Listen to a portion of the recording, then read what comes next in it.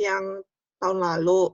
Kita bahas aja ya, kira-kira ya mungkin mirip-mirip sih, tapi kalau kayak teori gitu ya belum tahu pasti mirip atau enggak ya. Soalnya kita kan waktu itu ada share juga, di kalian kan nggak ada, makanya teorinya banyak. Cuma kalau aku bilang baca-baca aja karena basic-basic aja. Jadi kita mulai dari yang nomor 1 ya. Pada suatu proses penimbunan reklamasi pada tanah lempung dengan kecepatan lambat, maka jawabannya ini D. Tapi ini ada ralat dikit ya, karena yang delta U-nya ini harusnya terjadi. Kayaknya bapaknya salah ketik gitu. Yang tepat itu perubahan volumenya tidak terjadi dan perubahan tekanan ekornya terjadi. Kenapa kayak gitu? Karena saat dia ditimbunnya lambat, berarti kan nggak ada gaya yang besar yang tiba-tiba dialami sama si tanah yang udah ada kan. Sorry. Makanya dia perubahan volumenya nggak kerasa gitu karena dia pelan-pelan. Tapi kenapa perubahan tekanan air porinya terjadi? Karena walaupun pelan dan sedikit-sedikit, tapi ada penambahan beban kan yang perlu dipikul oleh tanah yang udah ada. Makanya ada perubahan tekanan air pori. Gitu ya. Terus yang nomor 2 itu, pada suatu tahapan geser tes triaksial dengan menutup katup drainase. Berarti kalau katupnya ditutup berarti undrain ya. Itu makanya yang terjadi adalah kondisi pembebanan itu undrain karena katupnya ditutup. Nah, tapi walaupun undrain, delta U-nya tetap berubah karena ada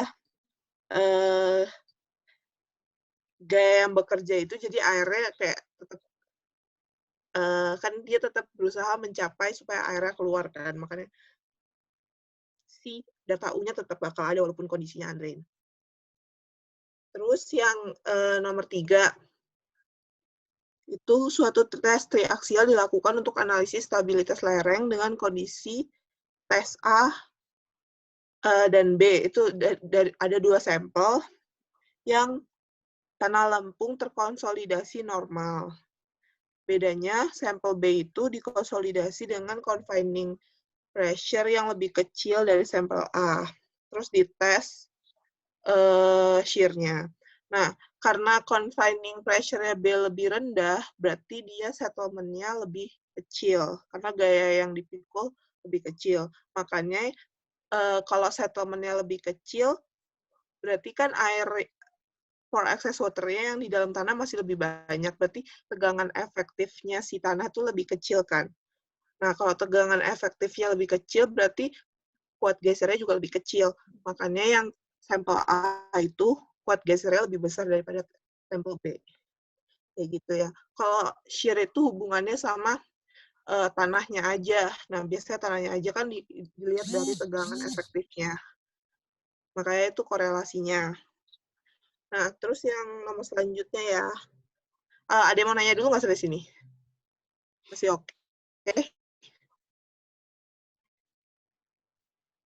Oke ya. Terus lanjut buat nomor 4. Di dalam suatu mekanisme tekanan lateral yang terjadi pada tanah, ini tuh nggak usah deh nomor 4 karena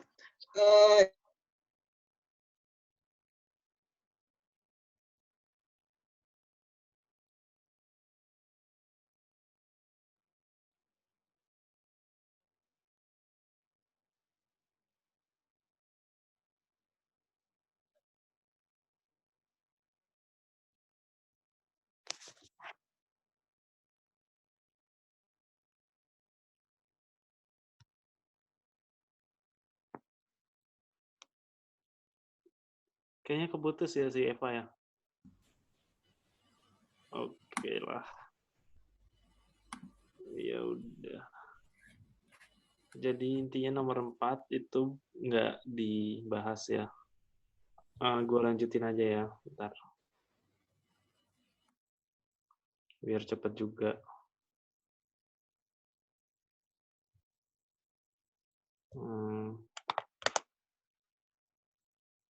Oke. Udah kelihatan belum? Kelihatan ya? Jadi tadi nomor 4 itu materinya udah materi Mektan 2 tentang lateral. Oh ya, ini tuh sebenarnya tadi nomor 1 sampai 3 ini teori soal UTS 2017. Nah, yang ini baru yang aku punya yang tahun lalu. Mirip sih soalnya. Bentar. Oke, tadi yang nomor 1 itu sama soalnya, sama persis. Tadi jangan lupa ya, tadi yang ini terjadi yang air porinya, perubahan volumenya nggak terjadi karena masih dianggap masih elastic settlement.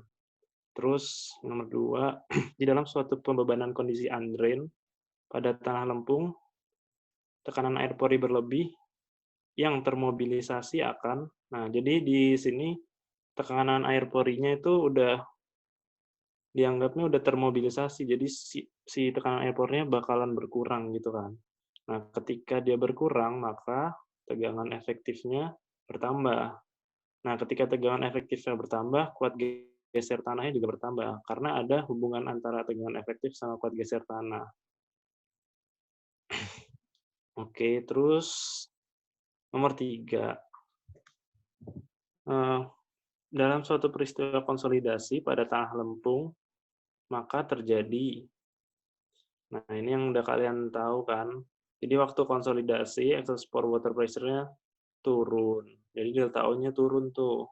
Tapi settlement-nya naik. Maksudnya kenaikan settlement itu maksudnya penurunannya ya. Jadi bukan penurunan settlement. Jadi si settlement-nya naik, jadi penurunannya tambah besar. Nah, dari delta O-nya turun, dia bakal naikin tegangan efektif. Oke, paham ya. Nomor 4, tujuan dari tes konsolidasi pada tanah lempung adalah, nah jadi gunanya tes konsolidasi itu karena dalam riwayat tanahnya itu kita belum bisa menentukan sejarah tegangan yang pernah terjadi pada tanah. Meskipun tanahnya kosong atau kita lihat dia nggak pernah dibebani, tapi kita nggak tahu kan kalau misalnya tanahnya itu pernah dibebani sebelumnya atau enggak. Nah, makanya kita waktu tes konsol di lab itu menentukan sejarah tegangan. Maksudnya ini pre-consolidation yang kita nanti nentuin pakai Casagrande itu, yang hubungan void sama pressure-nya. Kita dapat tegangan sejarahnya. Terus kompresibilitas tanah itu jelas dapat dari nilai CC sama CS-nya. Terus kecepatan penurunan tanah juga bisa dapat dari CV-nya. Habis itu sejauh ini lanjut dulu ya. Eva udah ada belum ya? Belum ya? Udah. Oh udah. Ya. Lu mau lanjutin, Pak?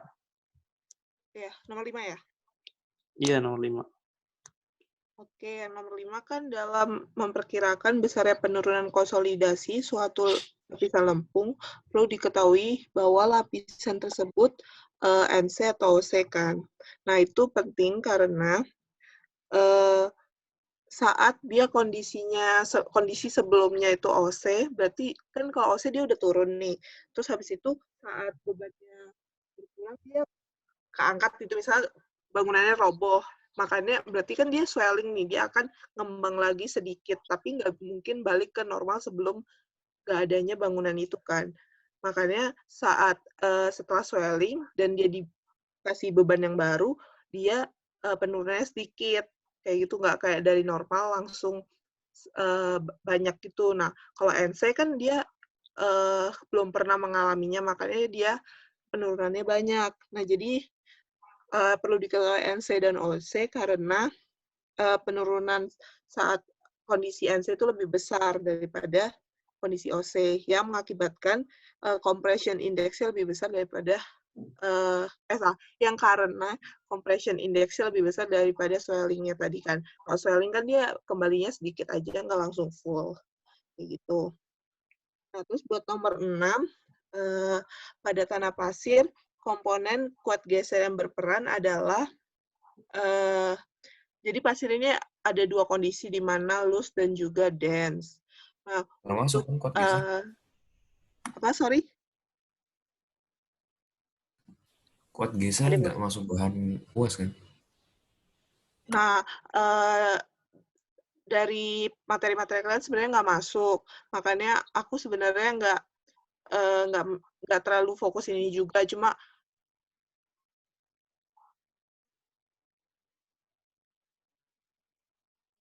Halo, Eva-nya keluar lagi ya. Ya, ya intinya emang nggak masuk sih kayaknya. Soalnya bapaknya juga nggak ngasih PPT-nya kan kalian. Tapi ya udahlah sekalian aja kita. Karena ya nyambung-nyambung gitu sih sebenarnya. Kayak tadi tegangan efektif sama kuat geser. Nah, ya udah yang nomor 6 ini ada waktu itu ada PPT bapaknya sih. Kuat gesernya si pasir lepas itu dari friksinya aja. Sedangkan kalau pasir padat itu friksi sama interlocking. Terus yang nomor 7. Nah, nomor 7 ini ada timbunan sampah di tanah lempung. Dia kondisinya normal. Terus kondisi kritis mana yang menentukan stabilitasnya? Waktu jangka pendek itu maksudnya waktu lagi ditimbunnya, terus jangka panjangnya itu waktu setelah ditimbunnya. Nah, sebenarnya ini aku masih bingung sih. Kalau dari aku sih sebenarnya eh, apa ya? Kayak lihatnya waktu dia lagi ditimbun juga dia menghasilkan kondisi yang kritis gitu karena terjadi penurunan elastic settlement juga kan. Nah, waktu setelahnya juga itu juga termasuk harus dihitung gitu waktu sedang terjadi penurunan yang lama itu. Makanya aku jawab yang C. Cuman ini sebenarnya masih nggak tahu ya kalau Ya, kalau kondisi kritis tuh maksudnya apa sih? kondisi kritis tuh maksudnya kondisi si tanahnya bakalan gagal gitu waktu dibebanin. Jadi turunnya besar. Kalau turunnya besar kan bikin ada cracking di beton-betonnya. Gitu sih. Jadi kalau aku mikirnya ya ini tuh dia lagi ngelakuin suatu settlement utuh gitu. Yang pertama waktu ditaruh itu ada elastic settlement-nya. Kan itu terjadi penurunan juga. Habis itu jangka panjangnya maksudnya itu waktu konsolidasinya. Cuman ini aku kurang tahu, kurang yakin sih sebenarnya. Gimana? Kira-kira ada yang mau ditanya dulu nggak? yang nomor 7 ada yang kira-kira ingat nggak penjelasannya kayak gimana dari bapaknya? Atau emang kayak gitu udah benar?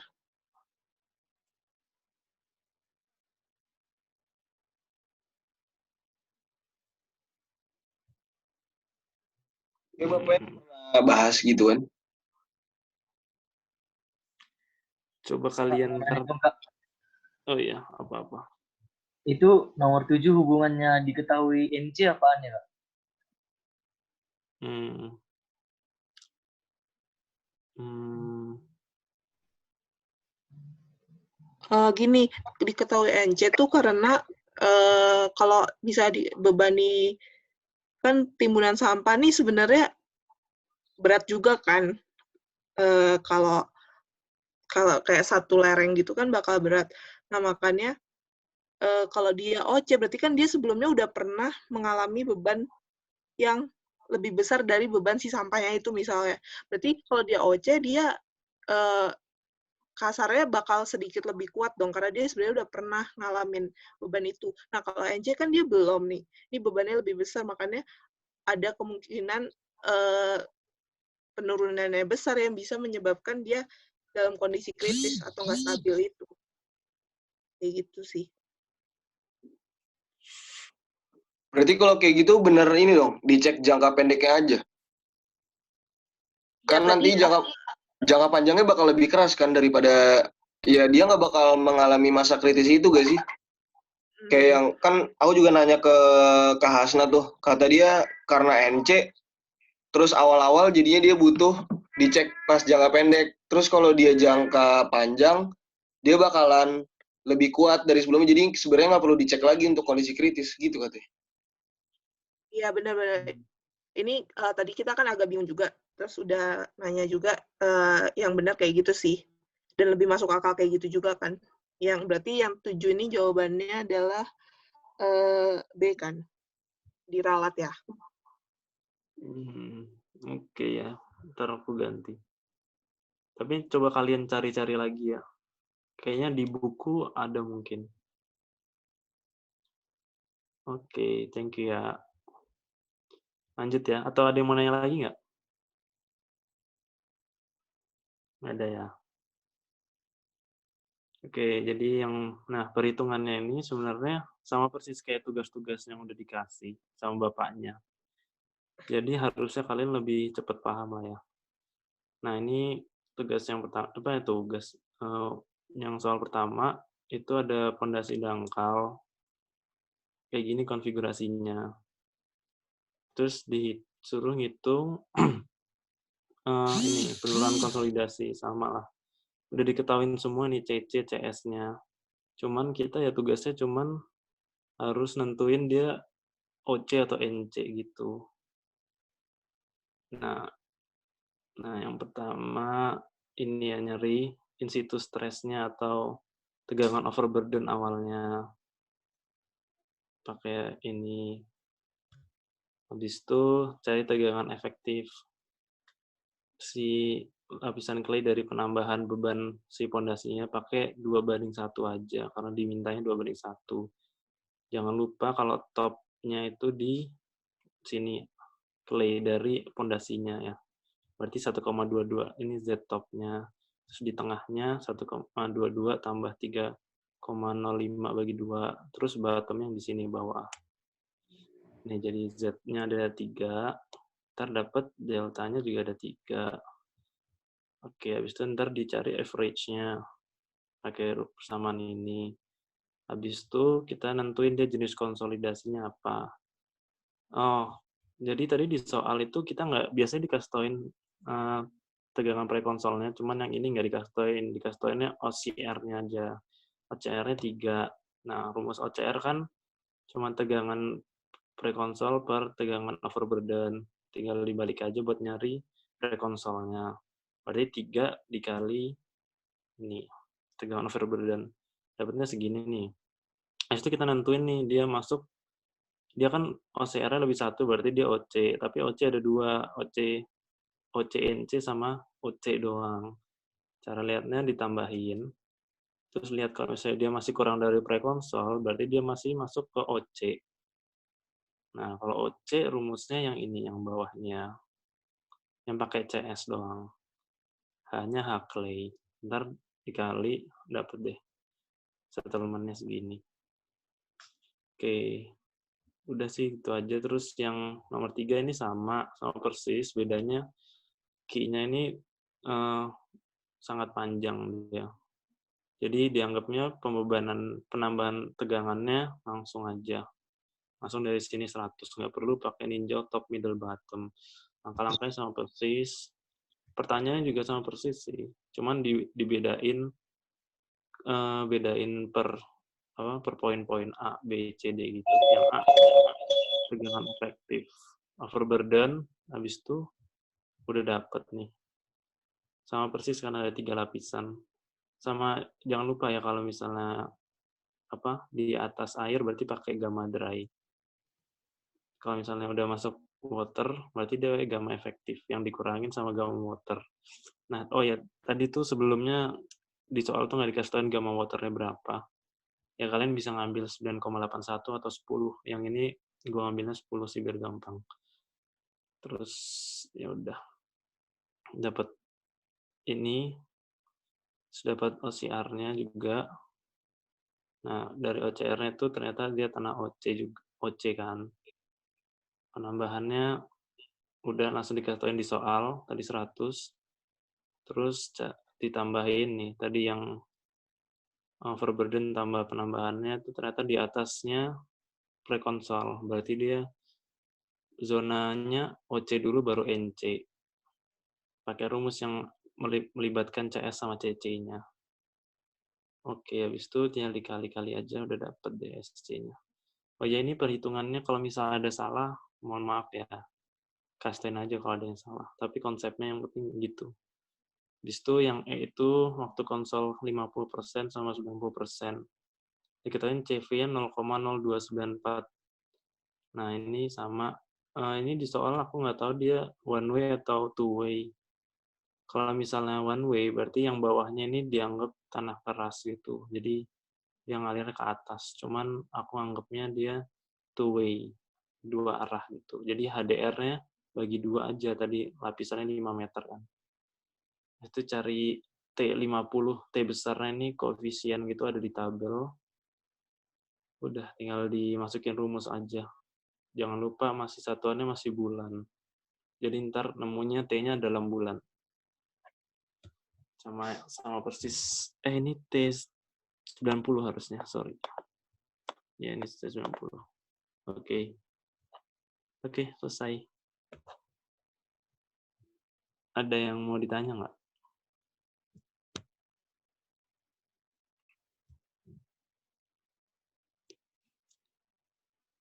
Udah cukup jelas ya.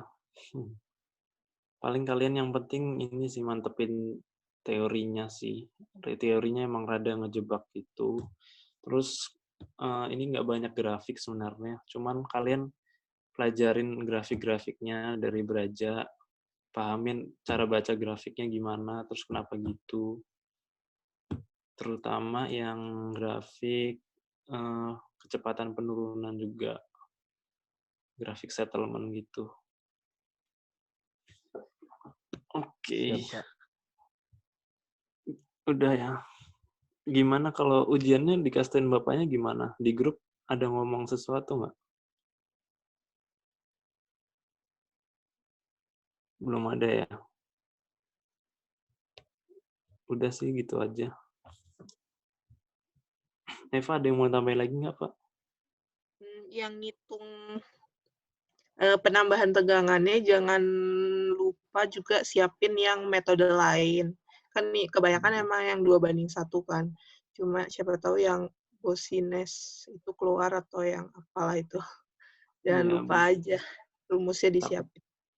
Takutnya dia iseng sih. Soalnya kalian open bukan, biasanya kan dia kasih catatan, maksudnya dia kasih cheat sheet. Ini kan open book, takutnya dia kasihnya aneh-aneh. Kadang-kadang pembebanannya tuh bisa bentuknya segitiga juga. Bisa kayak bentuk timbunan gitu.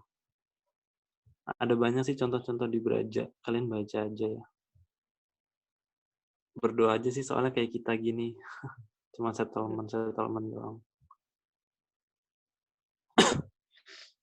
Sama mungkin belajar nurunin rumus juga itu yang kemarin UTS kan ada suruh nurunin rumus. Udah sih. Oke. Udah selesai. Nggak ada pertanyaan ya. Berarti Ada. udah. Oke, makasih buat yang nanya. Gas udah mau nanya. Nanti aku kirim filenya. Mantap. Makasih banyak, Kak. Apa? Makasih. Tadi ada yang mau nanya nggak sih? Ada yang mau nanya? Nggak denger, sumpah. Ada yang nanya nggak sih tadi? Nggak ada yang nanya nggak sih? Oke, nggak ada ya. Nanti kalau nggak, cek aja kalau belum ada yang baru kepikiran. Thank you ya semua. Semangat belajarnya.